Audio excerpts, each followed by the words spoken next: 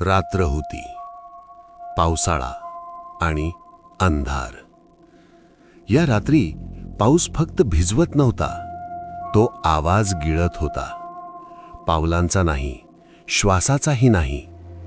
धुके डोंगरावर उतरलं होतं, डोळे अडवत होतं, वाटाच हरवत होत्या.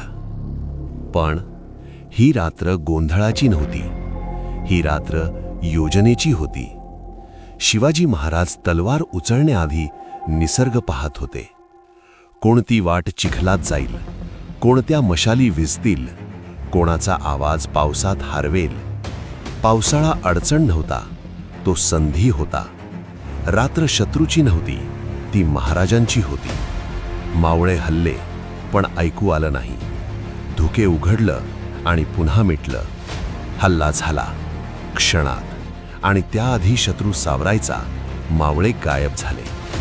कारण ही लढाई तलवारीने जिंकली नाही, ती जिंकली गेली पावसाने, धुक्याने आणि योजनेने.